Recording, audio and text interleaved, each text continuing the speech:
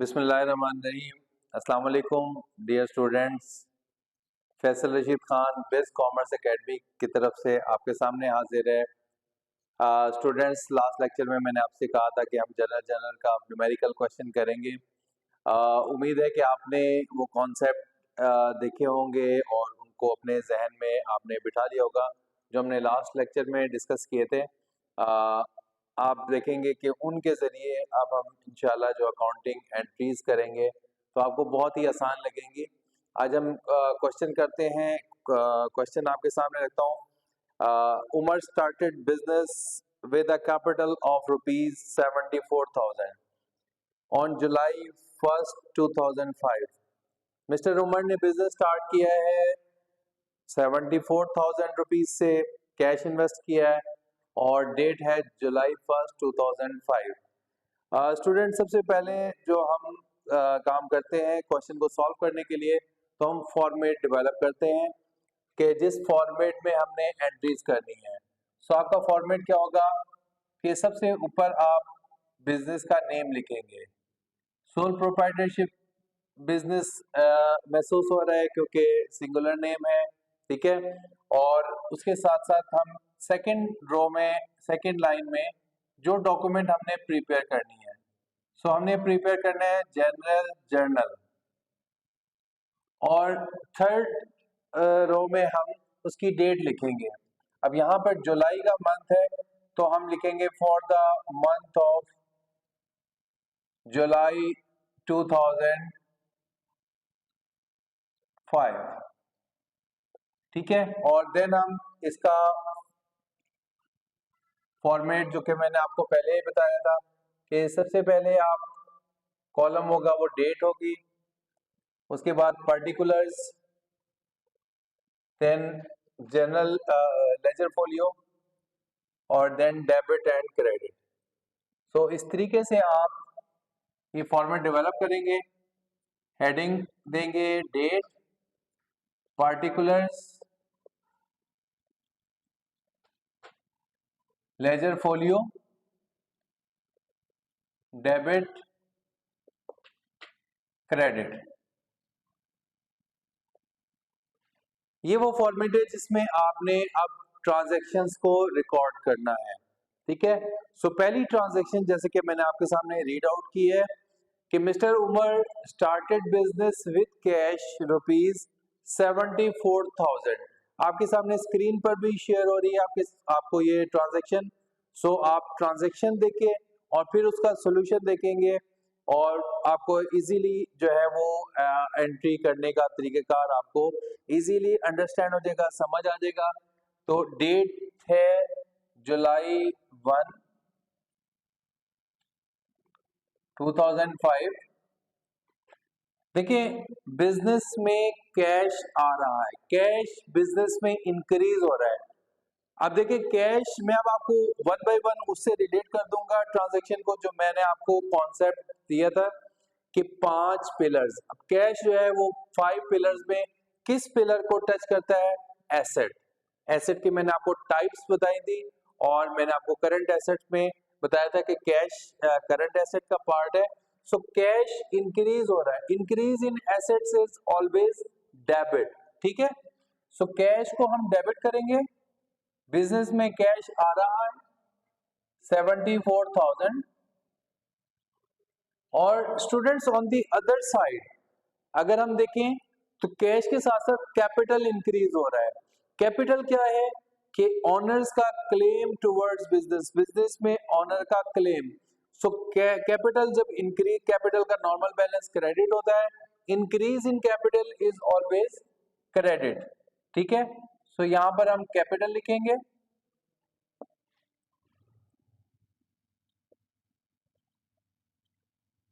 और हम यहाँ पर एक छोटी सी नरेशन के स्टार्टेड बिजनेस विद कैश, इसको पैरेंथेसिस में, ठीक है। ये हम इस तरीके से ट्रांजैक्शंस को हम रिकॉर्ड किया करते हैं, ठीक है। और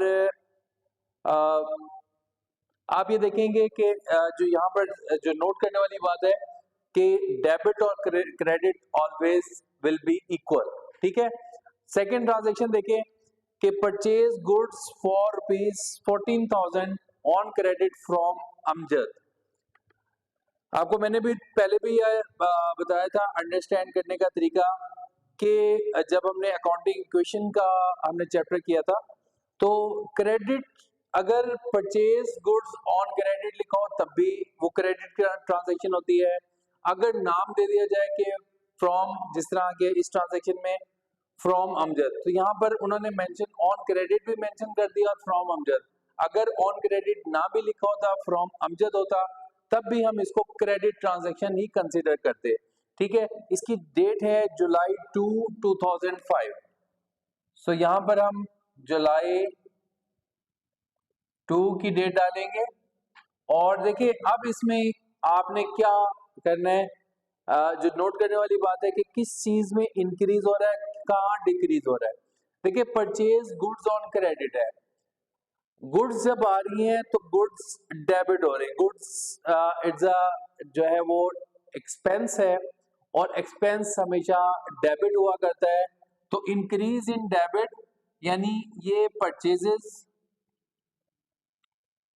आपको मैंने पहले भी बताया था कि गुड्स जब परचेज की जाती हैं तो उनको परचेजेस में हम for the purpose of resale, जिनको हम रीसेल करने के लिए परचेज करते हैं तो वो परचेजेस अकाउंट में डेबिट होती हैं, ठीक है।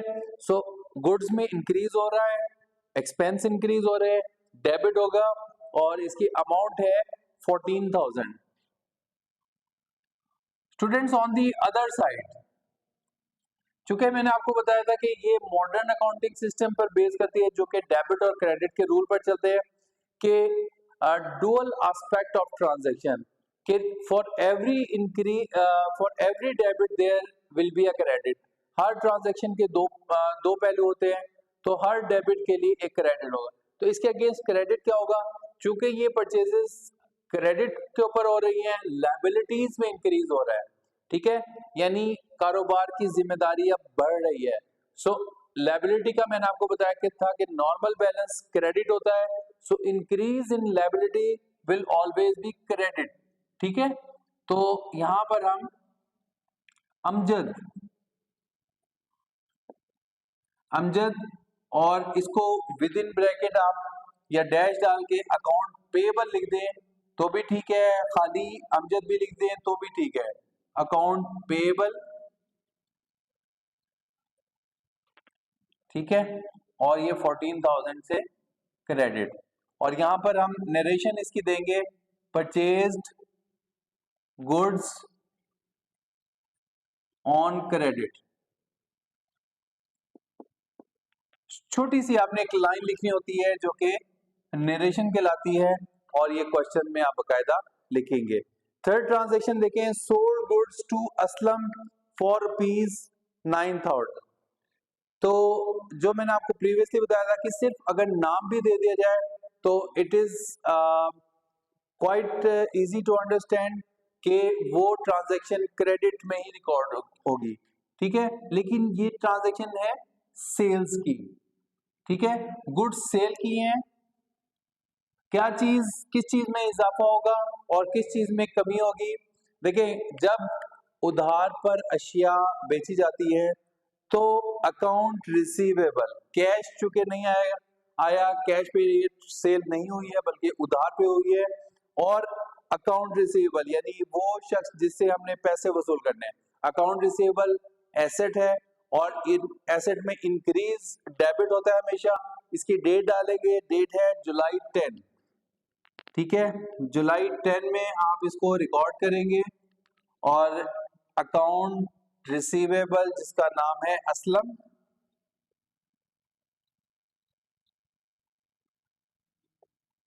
और इसमें आप डेबिट करेंगे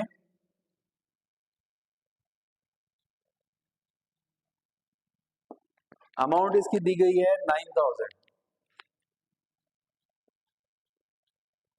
और स्टूडेंट्स क्रेडिट क्या होगा, सेल्स, क्योंकि गुड्स सेल हो रही हैं और सेल्स क्या है मैंने आपको इसकी आइडेंटिफिकेशन दी थी कि सेल्स रेवेन्यू है, रेवेन्यू का नॉर्मल बैलेंस क्रेडिट है।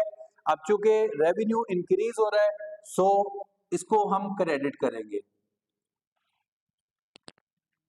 9,000 से।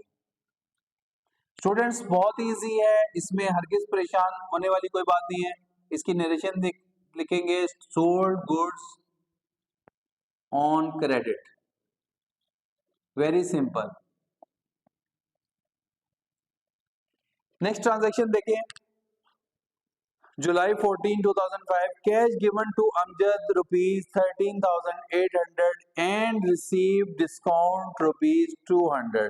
देखिए अमजद जिससे हमने उधार पर अशिया खरीदी थी उसको कैश पे किया है, कैश गिवन टू अमजद 13,800। देखिए यहाँ पर हमने परचेज की है 14,000। अगर सिर्फ ट्रांजैक्शन में ये भी लिख दिया जाता कि cash pay to Amjad 13,800 in full settlement, यानी उसके पूरे अकाउंट की सेटलमेंट के अगेंस्ट 13,000, तो फिर हमें पता लगता कि ये हमने डिस्काउंट। लेकिन यहाँ पर चूंकि ट्रांजैक्शन में मेंशन कर दिया एंड रिसीव डिस्काउंट रुपीज 200, तो 200 रुपए डिस्काउंट रिसीव किया है। तो देखिए सबसे पहले जिसको अदायगी की है अमजद, अमजद को अदायगी की जा रही है, लायबिलिटी में कमी आ रही है, ठीक है। लायबिलिटी जब डिक्रीज होती है तो डेबिट होती है, मैंने आपको बताया था इंक्रीज है तो क्रेडिट है, डिक्रीज है तो डेबिट। सो अमजद अकाउंट पेबल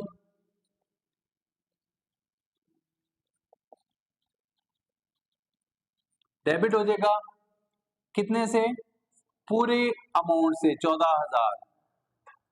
लेकिन यहां पर देखें आप कैश क्रेडिट हो रहा है 13,800 से, ठीक है। सो डिफरेंस क्या है, हमने डिस्काउंट रिसीव किया है 200,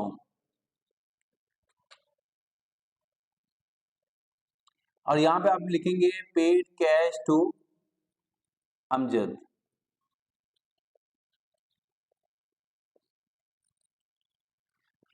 ये आपकी पेमेंट हो गई और इसकी डेट डालेंगे 14 जुलाई को ये ट्रांजैक्शन हुई है, तो 14 जुलाई 2005। उसके बाद नेक्स्ट ट्रांजैक्शन देखिए, received cash from Aslam rupees 8,800 in full settlement of account. जो मैं आपको पिछली ट्रांजैक्शन में कहा था, अब उसमें वही वर्डिंग यूज की गई है। स्टूडेंट्स वर्डिंग को देख के आप ट्रांजैक्शन को पहचाना करें, ठीक है। तो यहाँ पर देखिए फुल सेटलमेंट जितना उसका अकाउंट था, असलम अकाउंट रिसीवेबल 9,000 और अब उसको पे किया गया 8,800, तो इसका मतलब क्या है कि 200 रुपए डिस्काउंट उसको अलाउ किया गया। जब जब आपने अकाउंट रिसीवेबल से पैसे लेना होता है तो आप डिस्काउंट अलाउ करते हैं, वो आपका एक्सपेंस होता है। जब आप डिस्काउंट रिसीव करते हैं तो वो आपकी इनकम होती है, इनकम यहाँ पे क्रेडिट और अब एक्सपेंस जो है वो डेबिट होगा, ठीक है। सो कैश जब रिसीव किया है और डेट इसकी डालेंगे 19 जुलाई, कैश रिसीव हुआ है 8,800 और असलम जो है वो क्रेडिट हो रहा है 9,000 से। तो स्टूडेंट्स जो डिफरेंस है वो कहाँ लिखा जाएगा, डेबिट साइड पे डिस्काउंट लिखे हम 200, तो डेबिट हो रहा है, इसका मतलब ये है कि ये एक्सपेंस है, ठीक है। ट्रांजैक्शन लिखेंगे कैश रिसीव्ड फ्रॉम असलम, ये आप नरेशन लिखेंगे और ये एंट्री इस तरीके से होगी।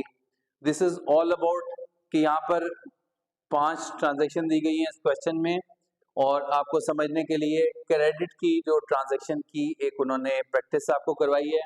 सो उम्मीद है कि आपका डेबिट और क्रेडिट के कॉन्सेप्ट क्लियर होंगे। अगर आप इसको मेरे प्रीवियस लेक्चर से रिलेट करेंगे तो आपको बहुत इजीली अंडरस्टैंड हो जाएगी, और जो आपके लिए पहले मसला था कि डेबिट और क्रेडिट को समझने का प्रॉब्लम, सो उम्मीद करता हूं कि इसके बाद आपको प्रॉब्लम नहीं रहेगा। आज का लेक्चर आपको कैसा लगा, आपके कमेंट्स बताएंगे। लेक्चर को ज़्यादा से ज़्यादा लाइक कीजिएगा, इसको अपने दोस्तों के साथ शेयर करें ताकि ज़्यादा से ज़्यादा लोगों तक ये मुफीद मालूमात पहुँच सके। आपकी पसंदीदा का बहुत शुक्रिया। अल्लाह हाफ़िज़।